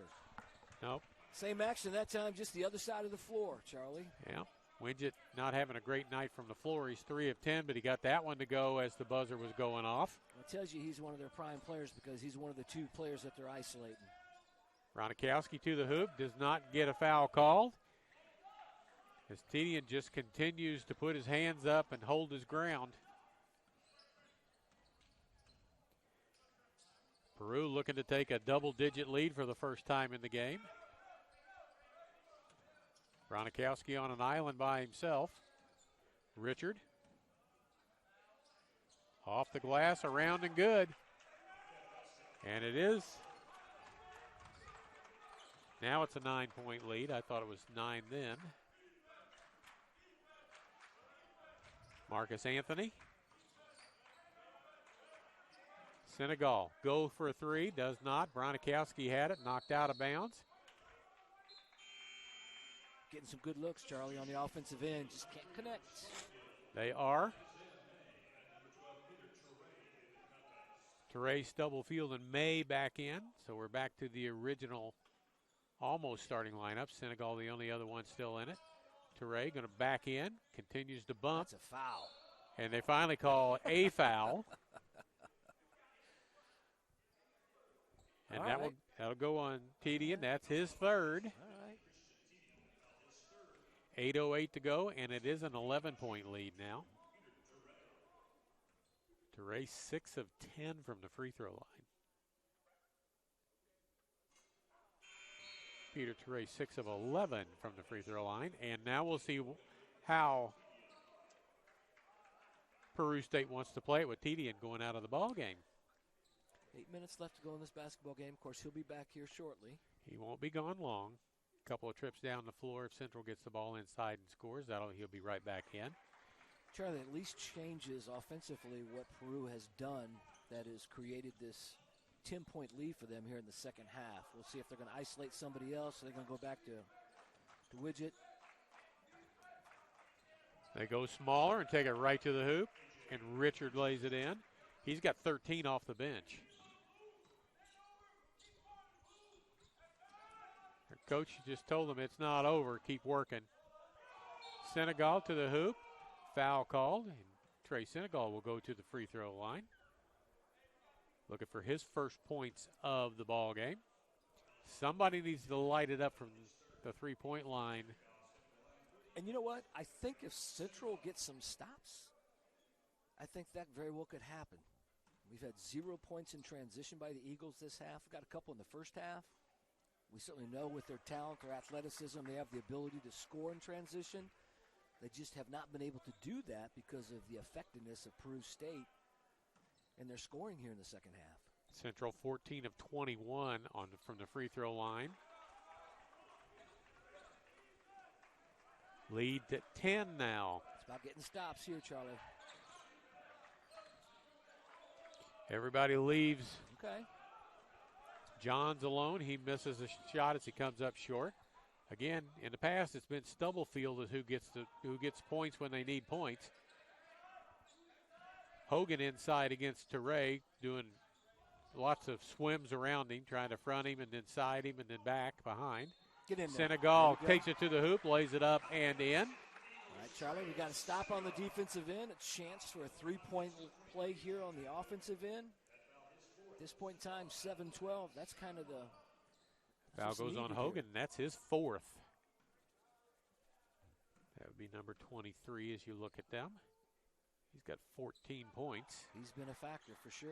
Great offensive player. As now it looks like they just want to attack the rim with dribble drive whenever they can, as there's no big end underneath, and they've got their other big pulled out, so Teray's away from the basket. Went up in the air, came down with it. Say it's just a missed shot. Offensive rebound stripped by Marcus Anthony, but he's called for the foul, I believe.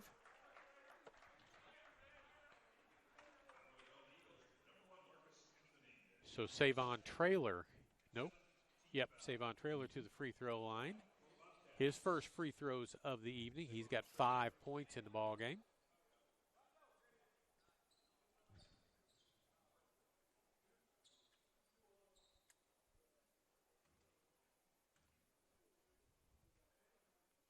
First free throw good.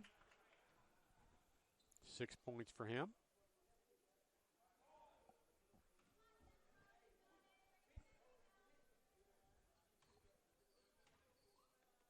Second free throw, also good.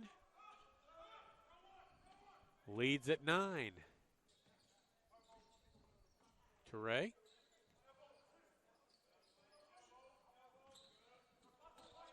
Stubblefield got a big on him now. Got the matchup you want.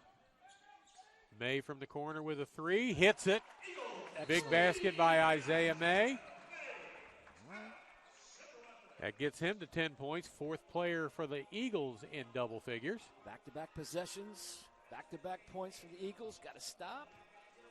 Down from 11 to 6 now with 6:30 to go, 6:31 to be exact.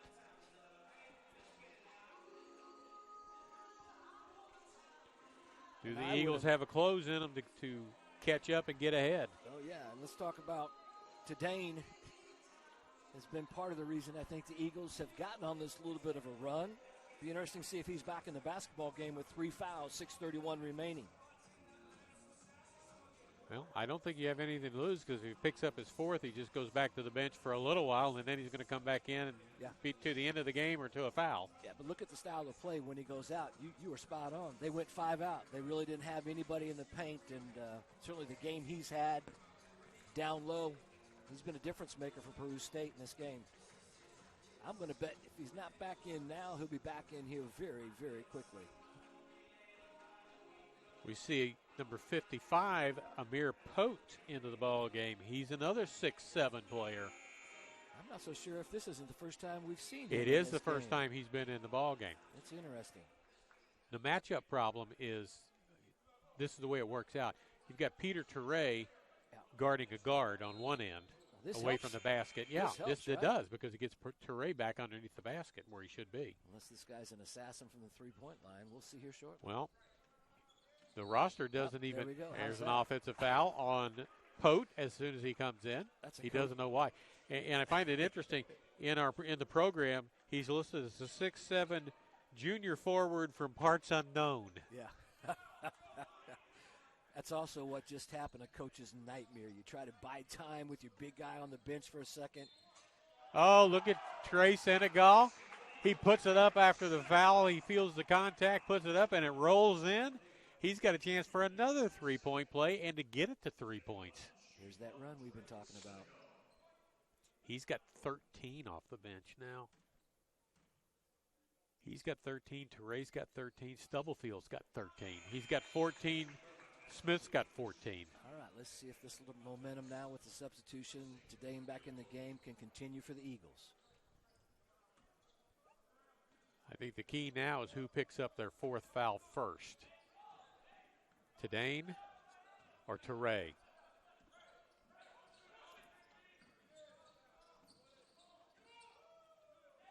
Teray fronting him, pushes him out away from the basket. Great defense. Back out to Traylor. Pulls up, jumper in the lane, no good. Jump ball. Wingett misses a three, and Stubblefield's got it. The Eagles can pull within one or tie with 3 down the floor this time. He's got a big on him now. Teray's got a small on him. And Teray's got the rebound, puts it up, and scores. What a game, Peter Teray. And again, all created by that ball screen action. Coach Matt Sherman, excellent execution by the Eagles. Got the mismatch. Teray, bigger offensively, rebounding, great finish. Wingett inside gets it off the pick and roll. Teray, 11 rebounds, 15 points, and a technical foul called on Trey Senegal, it appears.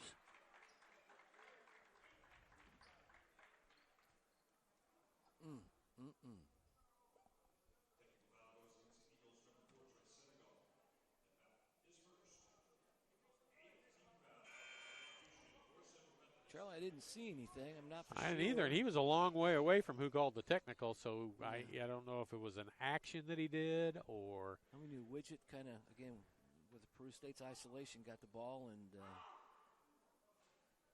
First free throw rolls in by Traylor. Backed in that last offensive possession for the bucket, but I didn't really see anything.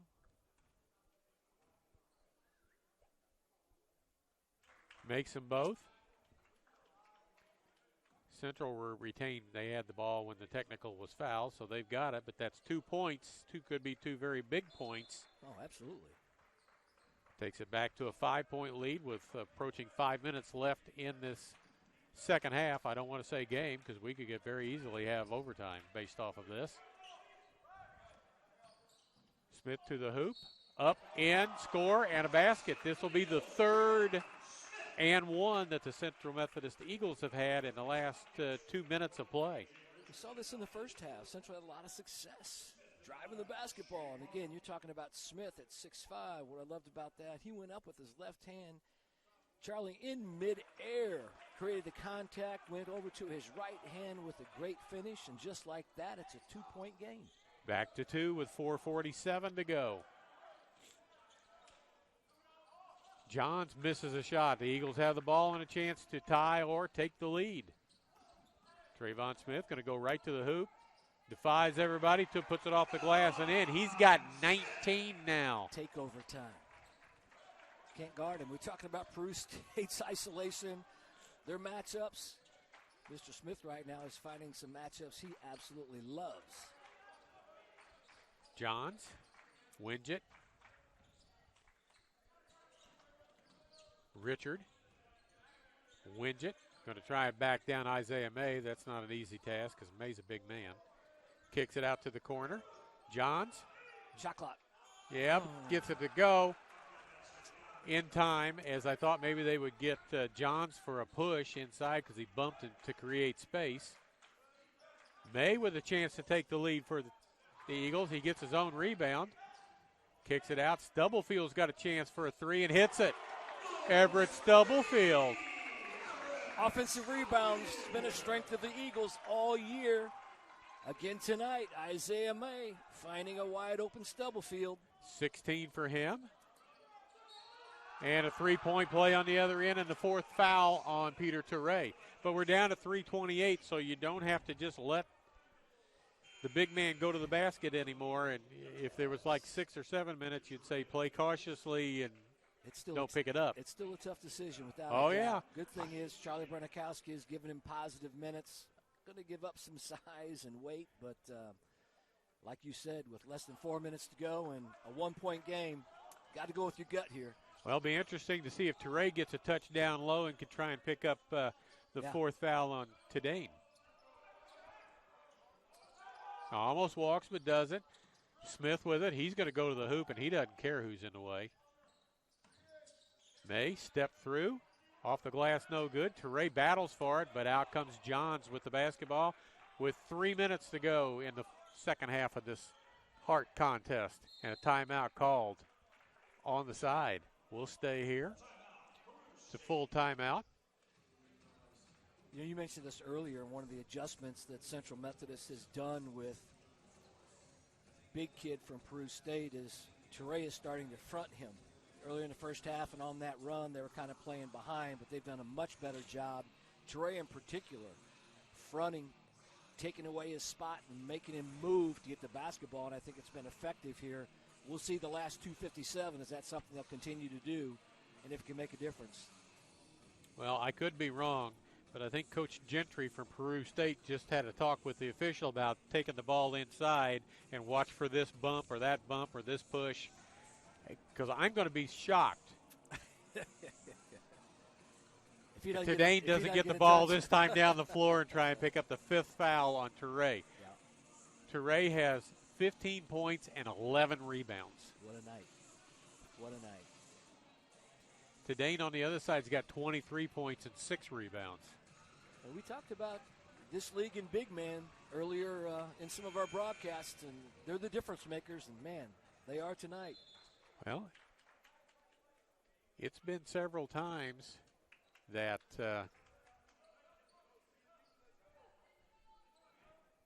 that we've talked in the past about it's become a guard league with double figures and whatnot, and now it's becoming a big man league again. Well, even the guards are big men, right? Yeah, well, That's yeah, they're all 6'4", 6'4", yeah. Absolutely. And that's the trend that's come. I mean, it started with Magic Johnson at 6'8", being a guard, and then as you find players and growth and modern pharmaceuticals, you can be pretty healthy. It's a 1-point advantage for Peru State. They have the basketball. Johns with it inbounds. All right. 20 seconds on the shot clock. Widget. Hogan. Widget with the isolation. He wants to go at it again. Wants to back. Stubblefield with a little help. Into the corner. Short. Senegal made him move, but Johns has the rebound. Short again. Going to be tipped out, and Mays got it ahead to Smith. Corner Senegal. 3 from there. Good. Trey Senegal. You would have thought Smith would have taken that to the hole, Charlie. What a great pass that time by Smith to a wide open Senegal. Senegal with 11 and a 2-point advantage. Right down the lane, looking for a foul, looking for a basket. Foul is called. It's not on Touré because he wasn't there. With confidence. What a great pass by Smith. Foul is on Senegal. Senegal is a player that picked up a technical a little while ago and gave 2 free points away, and now he picks up 3 on the other end. 2 free throws to tie it.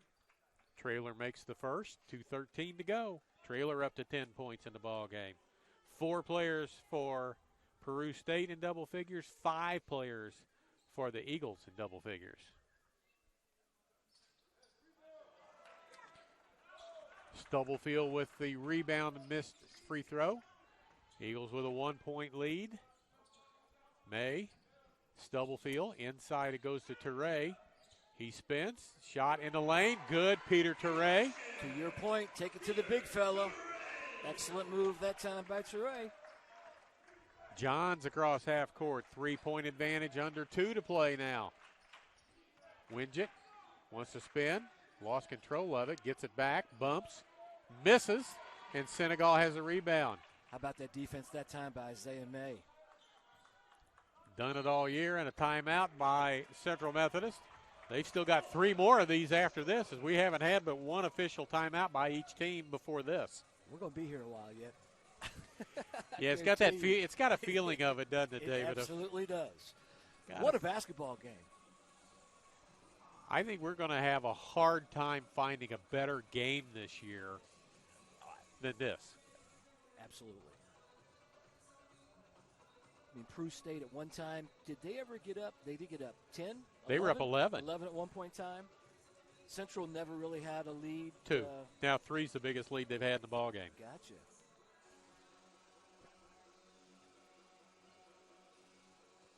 All right, let's talk a little strategy here. We have a pretty good idea. We know where Peru State's going to go with this basketball. Central's got it here. How do they attack? Why change? Either side. Why would you change at this point? Well, unless Central gets up 5 and then you feel like you've got to try and get a 3 on the trip down the floor for Peru State. Yeah, I think most importantly offensively it's going to be in Smith or Stubblefield's hands. We talked about free throw shooting earlier. Talked about free throw shooting at halftime. Yeah, free throw shooting right now. Peru State 15 of 20 for 75%. Central 18 of 25 for 72%. Both teams in the double bonus, so every foul from here on out is going to be 2 shots. Everything is 2 shots. Isaiah May, graduate student back for his final year of eligibility, will inbound the ball toward Everett Stubblefield. And if I'm not mistaken, I think I'm seeing zone. Nope. Man-to-man. Nope, you do see a zone. A little defensive change. Just going to kind of switch up a little bit for a shock value thing. 15 on the shot clock as Stubblefield works. Tough to screen against the zone. May. Smith. Yep. And there's a foul inside. And there's Tedian's 4th foul. So now he has to play a little differently. I don't think he will. Excellent execution that time by the Eagles. Good set by Coach Matt Sherman.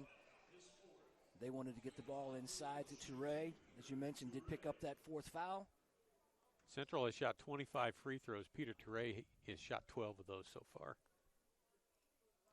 And that's a big one right there. He shot half of the team's free throws, and he makes that one. It's a 4-point game, 2-possession game with 1:16 to go. Still, Peru is going to come down and get the best shot they can get, whether it's a 2 or a 3. Toure hits both of them. And now Central with a little full court pressure. Zone pressure to occupy the time, occupy the clock. Like it. Johns.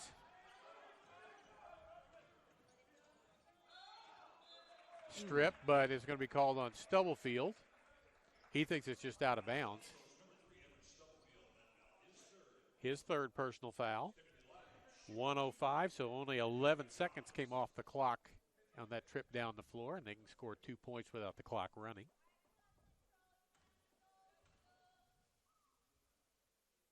First one, no good. At some point in time, you got to think about Peru State maybe doing something full court, Charlie, to see if they can create a turnover. Yeah, you're going to see some of it right now. Just a little man pressure, a little token.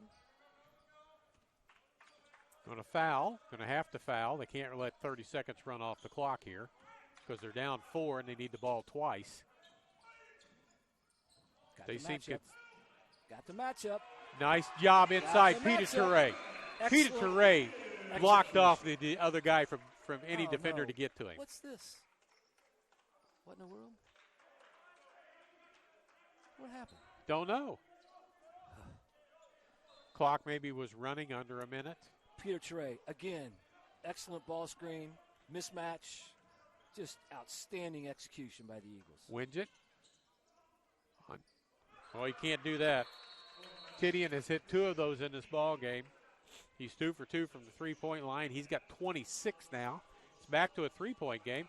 Let's look real quick. I got stats up in front of me. Peter Toure is 9 of 14 from the free throw line. Smith is 1 for 1. Stubblefield is 2 for 2. Senegal's 4 for 4. May's 3 for 4. And I believe that's the players on the floor right now for the Eagles. Yep.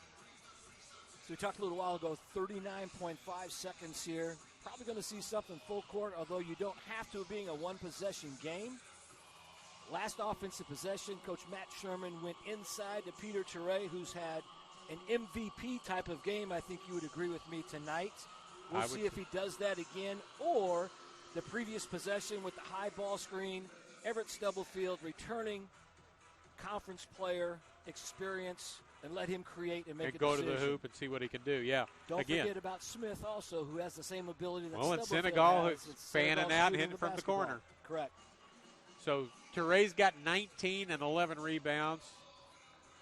Trevon Smith has got 19 and 5 rebounds. Stubblefield's got 18 and 6 rebounds. So we just talked a little bit about, I thought maybe Peru State would play for 1 possession. We're going to see full court pressure here. They've got to foul when the ball comes inbound if they don't steal it, because they've got to get it back twice. Central's got to get it inbounds. They do. Good. And the official anticipating a foul. Johns just kind of runs up and stands behind him, and the whistle blows in anticipation that they're going to foul. And that could be on Coach Gentry saying, we're going to foul. you're spot on. I was just going to make that comment that you said a little while ago. And the other key word you just said was anticipation. I don't know if there's any contact at all. He just kind of bodied up to him a little bit without pushing, didn't move him an inch. In a game like this, it's had contact. Interesting. 3 for 3, and it's a 2-possession game again with 38.1 to go. It's going to be a repeat till the end of the ball game. And Peru State's going to come down and try and score, and then they're going to foul. And the big kid's on the bench for Peru State, who just hit the last 3. Yeah, that's pretty amazing. I don't know why he would be on the bench. He's not in foul trouble, and so what if he is? Makes it easier for Central to defend. Now you just fan out and play defense. You don't have to worry about it going inside, and it goes out of bounds as Winget misses a three-pointer.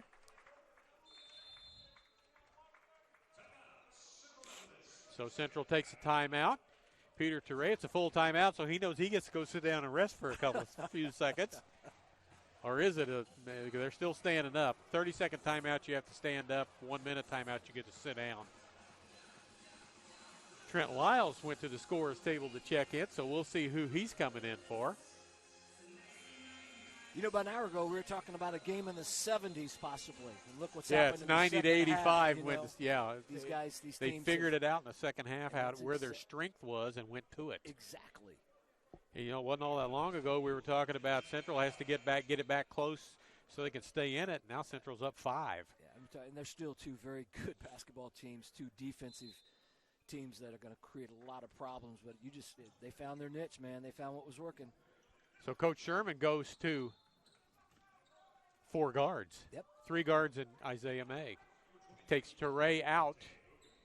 And Trevon Smith to the free throw line. 1 for 1, 19 points for him. Stubblefield leads with 20. Well, let's just talk about Coach Sherman and that decision. They've taken their big out of the basketball game, and obviously this allows him to match up, gives him an extra ball handler on the court versus the pressure. First free throw is good. It's a 6-point. This is a big free throw. We'll make it a 3-possession game with 22 seconds left. He scoops out on him, so it's still a 2-possession game, but Stubblefield with a foul. That'll stop the clock and give him a chance to shoot some free throws. Of all the things, that's the last thing in the world you want to do. I'm going to read you numbers on 3-point shooters in this game for Peru State. Titian is 2 for 2. Hogan 0 for 1. Richards 1 for 3. Winget 0 for 6. Traylor 1 for 3. Wilson 1 for 1, and Johns 0 for 3. Yep. Your statistically best 3-point shooter is sitting on the bench. We don't know why. He may have done something that got him put there, but he's 2 for 2 from the 3-point line, and you need 3-pointers. It's a 5-point game with 16 seconds to go. Matt more free throws. Still has 2 timeouts left, Charlie. Yeah. I'm sure these Eagles know if needed. I would say 2 more free throws ought to just about do it. Well, the most important thing is to get the ball in bounds. Yeah. And they do. Smith. As Traylor had Smith's jersey in his hands before the ball was even thrown in bounds.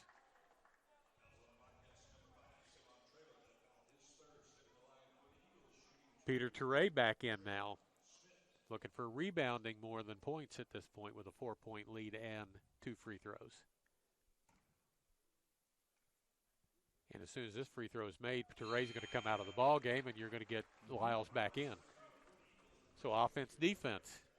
Senegal moves into the spot that Touré was in, as they're going to match up with guard play from Peru State. 6 points with 13 seconds to go. Don't foul. Rebound the basketball. Get it in from out of bounds. Short. Rebound the basketball. Hang on to it. What a win. Don't have to get it across half court as Trey Senegal's got it. What a win. So 93-87. So I will tell you, Central scored 58 points in that half.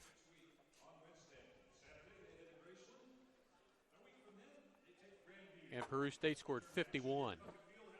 So wide open second half after a 36-35 halftime score. You talked. I thought it would be a 70 in the 70s was where we were going to go, and it ends up 93-87. Well, we also talked about adjustments. We also talked these are two very well coached and very good basketball teams and taking advantage of opportunities, and that's exactly what I think both these teams did. Peru State second half comes out, creates a great game plan with some isolation on two of their better players, very successful, and Central got on a run. Just found a way and got some buckets in transition, and just what an outstanding job by Coach Matt Sherman and these Eagles. And Charlie, we may look back here in a month or so at this game tonight when you get into the conference and just how big it was. Central goes to 8-1, 4-1 in the conference. Peru State goes 7-2 and 3-2. Run down the scoring for you real quick before we get out of here. Christian Tedian, 26 points, 6 rebounds. A.J. Richard, 15 points. Ajante Hogan, 14 points. Winjate, 12 points. Traylor with 10. Wilson with 5. Johns with 5. For Central Methodist, they were led by Trevon Smith with 22. Stubblefield, 20. Teray, 19. 11 for Senegal, 10 for May. May with 9 rebounds. Teray with 11 rebounds. 4 points for Lyles, 4 points for Charlie Bronikowski, 4 points for Isaiah Williams. You talked in pregame about different players for these Eagles have stepped up at different times and led them in scoring, from Smith to Stubblefield and what have you. Tonight, in probably the most important game of the season, all of those kids stepped up, and having 5 kids in double figures, putting 93 on one of the top teams in the conference. Charlie, that's making a statement.